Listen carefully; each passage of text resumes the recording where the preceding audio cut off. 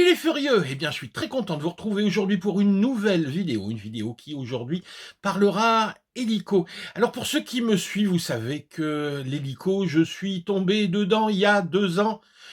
Oui, remarquez, il y a peut-être autre chose dans lequel je suis tombé il y a quelques années.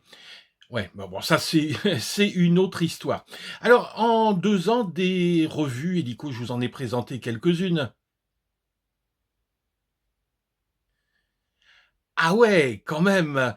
Eh ben, on va continuer un petit peu sur la même lancée. Aujourd'hui, on va poursuivre la saga des e-Shine. Alors, dans les e-Shine, on avait vu le E160, on avait vu le E180, et aujourd'hui, on va parler, attention, tadada, du E150. Alors, le E150 en version RTF, un super petit mini hélico à pas collectif. Alors la question c'est bien, pas bien? Eh ben c'est ce qu'on va voir tout de suite dans la revue de cet hélico. Allez, bonne vidéo! Voilà, notre paquet vient juste d'arriver. Là, je referme la porte et je viens juste de voir le facteur. Donc, je m'installe avec vous en direct, live, pour le déballage de ce qui, normalement, est un hélicoptère. Voilà. Donc, la boîte est importante parce que c'est la version RTF que j'ai choisi pour ce e-Shine E150. Donc on voit uniquement sous film plastique. C'est pas l'idéal, mais bon, la boîte normalement fait son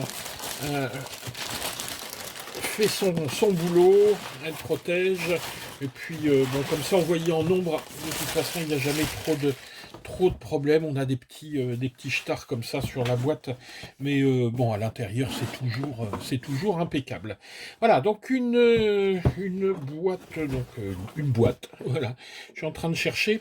Donc ici c'est la version 4 batteries que j'ai choisi pour ce E150 qui nous est envoyé par Banggood. Donc c'est notre contact chez Banggood qui nous a envoyé ça. Bon, donc quitte évidemment à ce qu'il nous l'envoie, j'ai demandé la version avec 4 batteries. Alors, voyons ça. Hop. Tac. Qu'est-ce qu'on a de beau dans cette boîte? On a des papiers, des notices, bon, notice pour la radio classique, notice qui est, voilà, hein, qui est exactement la copie des notices de chez XK, notamment on a le même style de choses. En fait, il n'y a pas grand chose d'intéressant si ce n'est les courbes de pas. D'ailleurs, je suis en train de m'apercevoir qu'elles y sont même pas. Est-ce qu'elles sont là, les courbes? Ben non, j'ai pas les courbes. Non, c'est curieux ça. Ah si, voilà, c'est pas sous forme de courbe, mais on a le tableau ici avec les valeurs de pas, les valeurs pour les gaz, en fonction des différentes positions de switch. Donc ici, bon, ça c'est pour la radio. Alors, qu'est-ce qu'il y a de beau là-dedans? Un petit peu de matériel, une paire de pales de rechange, une hélice d'anti-coupe, le petit chargeur, les petits outils qui vont bien. Bref, hein, tout ce qu'il faut pour être content. Alors, donc quand je vous disais que la protection est vraiment excellente, attendez, on va retirer ça. Je vais virer la boîte.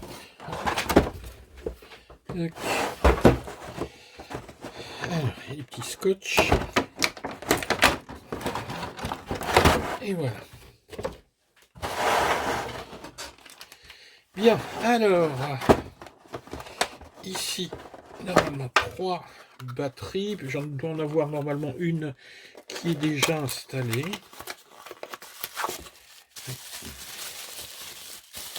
Voilà, hein. Donc on a 3 batteries. Ouais, je vois pas l'autre installé. Bon, c'est pas très grave. La radio, alors la radio, c'est la radio classique de tous les hélicos eShine. Donc la radio E6 ici avec ses 4 switches. La qualité est pas mal, hein. Finalement, je m'aperçois que cette radio eShine est peut-être un petit peu meilleure que les radios chez XK. Les sticks sont vraiment, il y a un bon retour. Bon, première impression, pas mal. Et puis, bah, c'est surtout ça qui m'intéresse, hein, bien sûr. Notre petit hélicoptère, hein, le eShine E150, avec une très très jolie gueule, hein. Il a vraiment de la gueule, son moteur en direct drive. Je vérifie juste, hein. Oh, je fais comme chez moi, hein. Si, oui, c'est bon, on a la quatrième batterie. Voilà, on va s'arrêter là pour le unboxing parce que de toute façon, je reprends tout ça, je vérifie la radio, les courbes, mais normalement, et c'est pour ça que j'étais intéressé par cette version RTF, hein, tout est déjà pré-réglé, et puis on devrait rapidement pouvoir le mettre en vol en toute sécurité. Allez, on se retrouve tout de suite pour la revue technique. Alors après cet unboxing, ce déboîtage, comme dit l'ami JF, on va s'intéresser à la partie technique. Alors, bon, que ce soit bien clair, on me reproche parfois d'être un petit peu trop technique dans les revues. Si vous êtes venu ici juste pour découvrir le eShine, cette partie-là, vous la zappez, allez directement au vol, ça suffira bien, vous avez vu le unboxing. Vous verrez le vol. Cette revue technique va intéresser tout d'abord les gens qui vont l'acheter, ceux E150 et qui veulent apprendre un petit peu plus, et puis aussi ceux qui ont peut-être un hélico plus petit et voir un petit peu d'un point de vue mécanique, d'un point de vue électronique, comment tout ça s'organise. Donc, ce qui va suivre, c'est un petit peu technique, hein. Désolé.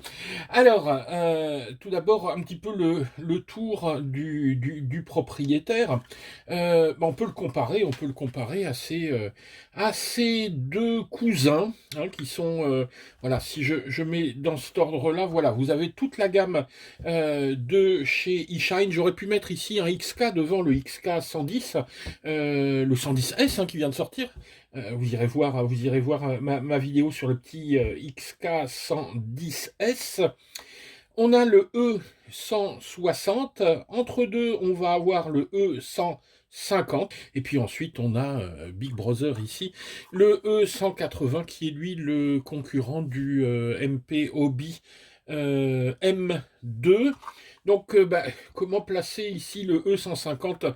Un petit peu comme le concurrent du MP Hobby M1. Et vous allez voir, c'est un petit peu la même chose. Voilà, on a un appareil qui est comparable au niveau sans doute performance au M1, mais moins cher, mais un tout petit peu plus simple. Alors, ce E150, tout d'abord, sa taille, ici, en longueur, il fait 33 cm, 330 mm pour une hauteur d'un petit peu plus de 10 cm, un poids de 181 grammes. Donc, ça le place vraiment, hein, entre ces deux modèles-là, ce qui va permettre de se faire plaisir avec un appareil qui sera pas trop lourd. Et Dieu sait si en hélico, le poids est important. Pourquoi c'est important? Parce que quand vous claquez au sol, plus l'hélico est lourd, plus les dégâts vont être importants. Il y a ce problème de l'inertie, hein. Les dégâts sont vraiment souvent imputables au poids de l'appareil. Donc on a tout intérêt à avoir quelque chose de relativement léger. Au niveau de la taille de l'anticouple, je vous montre ici l'anticouple, on a une hélice de 56 mm. Alors, autant dire que c'est quand même une jolie bête, ce E150. Allez, on va faire quelques gros plans ici sur le plateau cyclique. sur la queue ici. Alors est-ce que c'est du carbone? Oui, ça a l'air d'être un tube, en carbone, sa fixation. Regardez ici ce moteur, hein, il est vraiment, superbe. Un moteur en direct drive, c'est-à-dire qu'on n'a, ici aucune couronne, hein, comme sur le E180, comme sur les MPOB. On a des moteurs ici en transmission directe. Donc un moteur, avec un kV beaucoup plus faible, mais qui va entraîner directement. Regardez ici, si je fais un quart de tour avec le moteur, et ben voilà, hein, vous voyez ici, les pales faire également un quart de tour. C'est direct, hein. L'anticouple évidemment, comme souvent est aussi en direct. Les patins sont des patins en nylon, hein, c'est pas du patin carbone, mais il semblerait que ce soit plutôt un avantage parce que c'est moins cassant. Bon voilà, ce serait plus flexible, ça amortirait mieux les chocs quand on a des atéros un petit peu violents. La canopie, alors c'est une canopie en ABS, c'est pas de la fibre, par contre, bon, bah, c'est vrai elle est relativement jolie, hein. Moi je trouve que si on la compare à celle du E160, on a ici un look un petit peu plus agressif. Alors, voyons un petit peu maintenant ce qu'il y a dans cet engin. Donc, comme je vous le disais, tout d'abord, hein, tout est basé sur ce moteur en direct drive qui est un 2507 avec un kV. Alors, attendez, je vais essayer de vous le montrer. Voilà, un kV de 800. Donc, avec un kV de 800, on va pouvoir entraîner directement ici le rotor. Le rotor de alors lui, c'est un 1103. Alors d'ailleurs, c'est amusant parce que si on regarde un petit peu la conception de ce petit moteur de queue sur le E150 et qu'on le compare, regardez, au grand frère, vous allez voir, hop là, vous allez voir comme une parenté, une parenté entre les deux, hein. On a l'impression que c'est vraiment le petit frère, hein. Donc c'est le même en plus petit. D'ailleurs, au niveau de la conception, on voit vraiment une ressemblance avec ce super E180. Hein, là aussi, hein, je vous ai fait un essai du E180. C'est vraiment une machine carrément sympa. Bon, moi, j'ai du mal à l'exploiter parce que je suis pas pilote 3D. Moi, je suis pilote du dimanche, pilote de promenade. Mais j'adore ces machines, hein, je peux pas m'empêcher. Revenons à notre petit bestiau. Donc, on a ici évidemment des cerveaux qui sont des cerveaux. Alors, ils sont pas. Le caisson est pas en aluminium comme chez MPOB. On a donc un boîtier en plastique, mais on a des cerveaux qui sont numériques et on a des cerveaux qui sont métalliques, hein. Ce qui va donc assurer une extrêmement bonne précision au niveau de ces cerveaux. Alors, bah tiens, on pourrait s'amuser à faire un petit peu de technique alors pourquoi trois cerveaux sur ce type d'hélico? Alors ce type d'hélico, c'est un hélico à pas collectif. Alors qu'est-ce que ça veut dire? Ça veut dire ici, il a un plateau, qui est un plateau cyclique, qui va permettre d'incliner ici les pales vers l'avant, sur les côtés. Donc, c'est ce qu'on va appeler du cyclique, soit longitudinal, en avant en arrière, soit du cyclique latéral. Donc, à chaque fois, c'est deux des trois cerveaux qui vont agir pour venir incliner ce petit plateau et donner, on va dire, une inclinaison au disque formé par ces pales qui sont en train de tourner. Mais si ces trois cerveaux, c'est-à-dire de manière collective, viennent monter ou descendre, elles vont pouvoir changer le pas ici des pales pour leur permettre d'accrocher plus ou moins, voire même d'accrocher en négatif, c'est-à-dire de se retourner, de pousser l'hélico vers le bas. Vous allez me dire c'est complètement idiot, hein, de faire pousser comme ça cet hélico vers le bas. Oui, mais c'est intéressant quand vous avez la tête en bas. C'est-à-dire que bah, il va pousser l'hélico, mais oui, vers le haut cette fois-ci. Mais ça, c'est vraiment une autre histoire. Donc voilà pourquoi on a trois cerveaux sur ce genre d'appareil. Le plateau cyclique, hein, bien évidemment, hein, je vous l'ai déjà montré, est entièrement métallique, hein, les pieds de pale sont métalliques.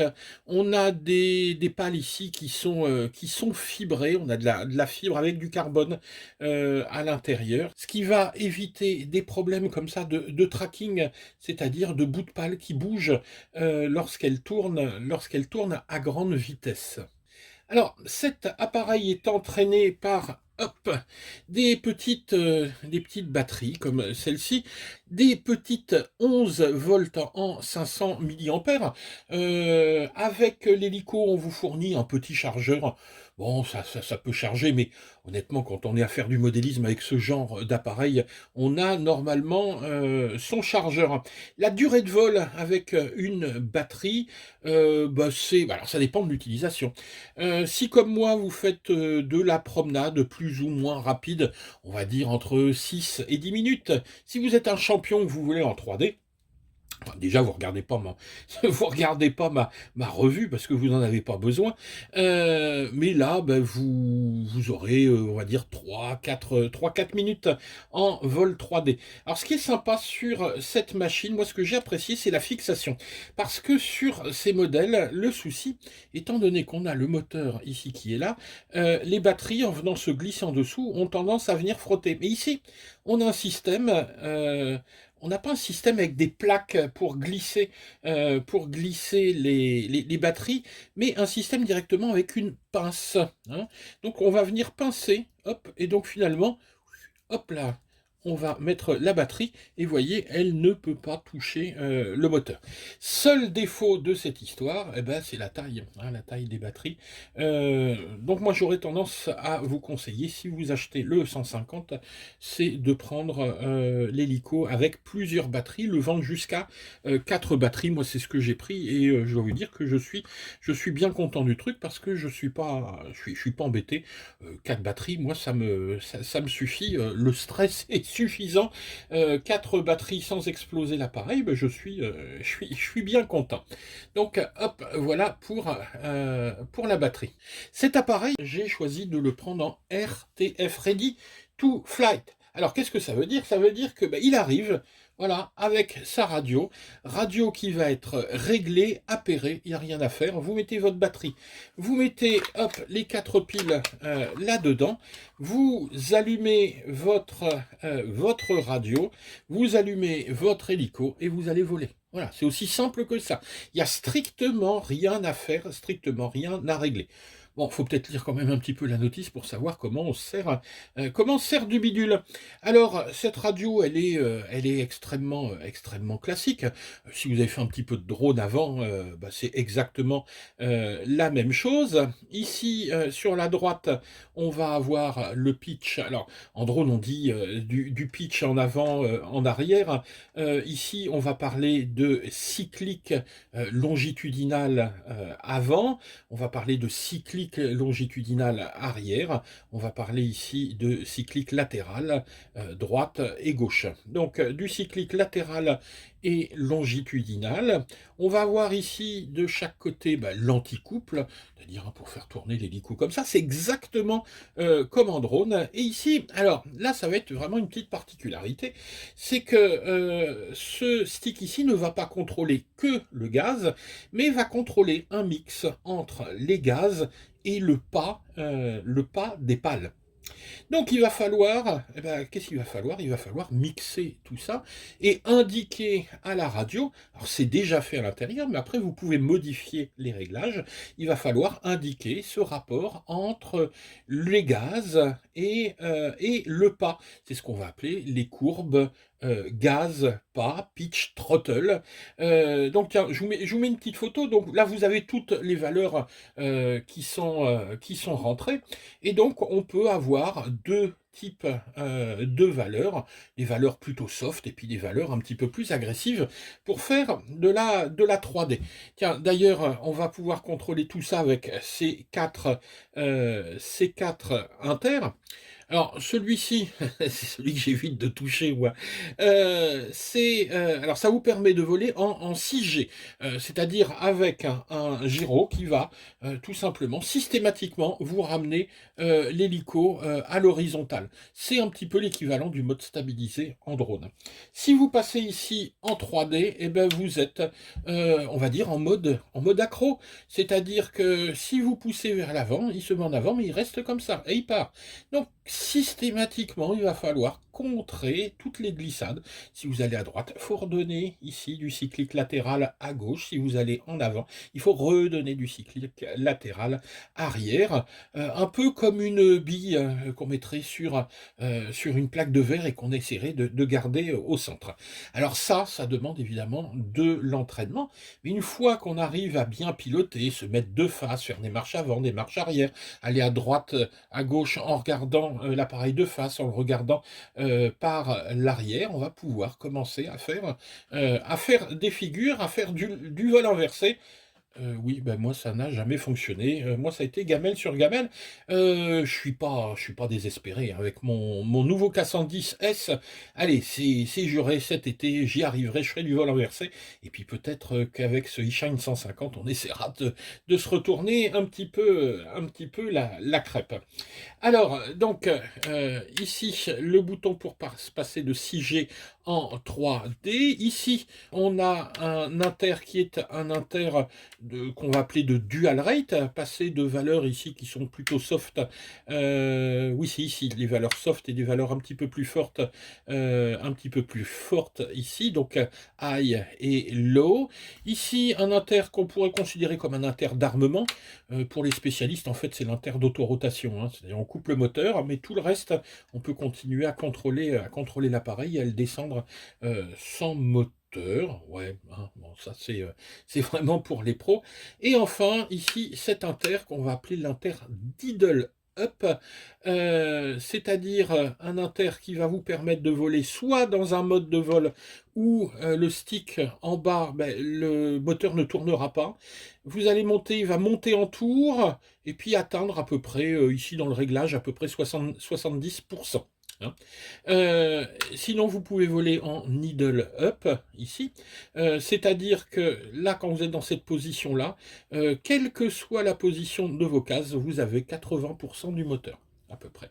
Donc là, on placera le stick ici au milieu. Quand on va pousser vers le haut, on va prendre du pas en positif, ça va entraîner l'hélico vers le haut. Si on abaisse, on va prendre du pas en négatif et ça va le pousser vers le bas. Si vous vous retournez et que vous poussez vers le bas, ben, vous allez monter. Donc voilà le principe du vol ici avec l'idle up. C'est ça la difficulté de l'hélico, c'est d'assimiler ce mix entre les gaz et le pas. Alors, cette radio, évidemment, elle est un petit peu cheap, même si, regardez quand même, il y a pas mal de choses. On a un petit écran, ici sur lequel on a les fonctions principales. On peut naviguer dedans, modifier les réglages, mais bon, ça reste une radio, 1er prix. Au niveau du contact, c'est un peu léger, mais on arrive, hein, on arrive à voler. Si on veut un petit peu mieux, et ben, on peut prendre sa propre radio. On a la possibilité de le binder en FUTABA, c'est-à-dire avec un protocole FUTABA, c'est-à-dire que naturellement il fonctionne en FHSS. Alors attention, FHSS, hein, pas FASTT. FASST, pardon. Comment binder la radio? Eh ben, si vous avez une TX16S ou une radio multiprotocole, vous allez choisir le protocole FUTABA, et alors là c'est hyper simple. Vous allumez votre radio, vous allumez l'hélico, vous appuyez sur le petit bouton qui est ici. Là vous avez une LED rouge. Elle est rouge, elle va s'éteindre, ça va se rallumer. La LED rouge et la LED bleue vont devenir fixes. C'est bindé. Il n'y a rien d'autre à faire. Donc, soit vous l'utilisez en protocole FUTABA, alors si on a une multiprotocole, il n'y a pas de souci, hein, vous l'avez le FUTABA dessus, soit vous avez la possibilité de mettre un petit récepteur, soit un S-Bus, soit un DSMX. Heu, Ici d'ailleurs, alors on va en parler tout de suite. Vous avez ici tout le contrôleur de vol. Alors ce contrôleur de vol dans lequel vous trouvez le gyro, vous trouvez le SC. D'ailleurs regardez la fixation ici, la qualité qui est apportée à la fixation des moteurs. Vous avez carrément des vis de fixation. Moi au départ je trouvais pas ça jobard et puis finalement j'ai un pote qui m'a dit: «Dis donc, c'est vachement bien ça au niveau de la connectique, on a quelque chose de super précis. Ce contrôleur de vol, vous allez pouvoir le régler de façon relativement fine avec... Alors, est-ce qu'on arrive... Voilà, ici, hein, avec trois petits potards. Le premier va agir sur le lock de l'anticouple, c'est-à-dire donner quelque chose d'un peu plus onctueux, ou plutôt donner des à-coups, c'est en fonction de ce que vous aimez, de votre façon de piloter. Le second va servir au lock du plateau cyclique, là aussi, est-ce qu'on veut quelque chose d'un petit peu plus doux, quelque chose d'un petit peu plus sec. Et le 3 sur la sensibilité, cette fois-ci, du plateau cyclique. Donc vous voyez, 3 boutons sur lesquels vous pouvez agir. Moi, honnêtement, j'ose pas trop y toucher, mais il va falloir que j'essaye, hein, pour faire quelques tests. Mais là, honnêtement, je n'ai fait que quelques vols en indoor. Vous en verrez un ou deux tout à l'heure. Donc on a le bouton bind, on a ces petits boutons de réglage, on a ici les petites prises pour le cerveau, 3 prises, 3 cerveaux. Alors, quand on fait de l'hélico, il y a évidemment une question qu'on se pose, c'est: «Et si je casse? Et si je casse?» Et ben oui, ça c'est vraiment le souci en hélico. Alors, sur ce genre de petits modèles, heureusement, regardez, on a donc les écorchés qui sont donnés sur la notice, mais surtout, vous avez toutes les pièces qui sont dispo. Vous pouvez les trouver normalement sur AliExpress et c'est pas encore trop coûteux. Mais bon, bah, c'est vrai, voilà. L'hélico, c'est pas très résistant, c'est pas crash-proof du tout, et c'est ce qui freine un petit peu les gens à se mettre à l'hélico. Mais même si on a des belles machines comme ça, on a la possibilité de voler dans le jardin tranquillement. Moi, elles me font kiffer ces machines d'un point de vue technologique, d'un point de vue de la finition. On a vraiment des trucs qui sont sur roulement, des trucs en alu pas possible. Et honnêtement, moi, ça me fait rêver. Et c'est pour ça que j'adore l'hélico. Alors, à qui évidemment va se destiner cet appareil? Bah, pas, c'est pas un premier appareil à avoir, hein. En premier appareil, moi je vous conseille vraiment ce petit K110, hein, que ce soit l'ancien, que ce soit le nouveau, le S, et ensuite celui-là, on va plutôt le prendre en deuxième appareil. Donc au choix, soit on prendra le E160 qui est un petit peu plus simple, avec voilà, hein, qui a une conception un petit peu à l'ancienne, avec une couronne principale, un moteur qui tourne un petit peu plus vite, mais avec un plateau cyclique qui est là aussi métallique. C'est vraiment un appareil sympa, mais on n'a pas la qualité de vol et cette espèce de sentiment de précision qu'on a lorsqu'on pilote ce petit E150. J'ai pas eu la chance de pouvoir tester le OMP Hobby M1. Donc je peux pas faire la comparaison, mais c'est vraiment c'est vraiment ce E150, c'est vraiment le concurrent du M1. Mais si on regarde un petit peu ces deux machines, hein, le gros 180 et le petit E150, on est exactement dans le même esprit, c'est-à-dire des machines qui sont d'une extrême qualité, des machines qui sont précises, et elles ont beau être estampillées e-shine, croyez-moi, c'est vraiment de la bonne qualité. Tous les gens, hein, à qui je les ai montrés, qui sont des gens qui viennent de chez iRobot, qui viennent de chez voilà, de marques hélico renommées, ont été étonnés par la qualité de ces petits engins. Voilà, bon, je crois on en a assez dit. Sur ce E150, ce qu'on attend tous, c'est d'aller le faire voler.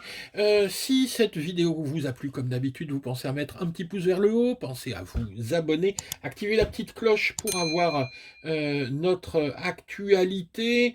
Il y a la petite vidéo également, si vous voulez, hein, sur le petit tuto pour le réglage du E160. Je vous avais fait ça avec le E160, mais c'est exactement le même principe avec le E150 pour venir mettre les courbes de vol, etc., les différents points. C'est un petit peu technique, mais vous avez un tuto complet pour brancher ça sur la TX16S.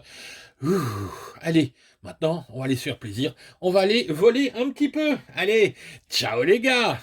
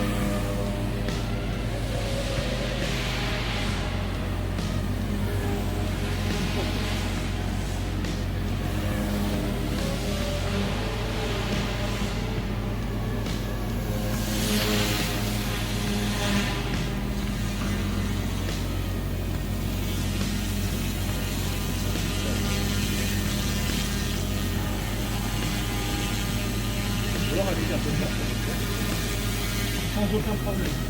Donc, du coup, le relais avec 60 km à l'heure.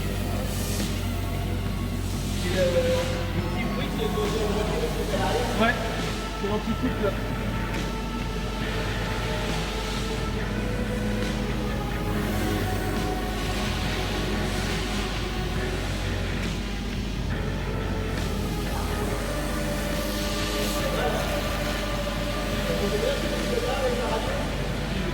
Euh, 200 balles.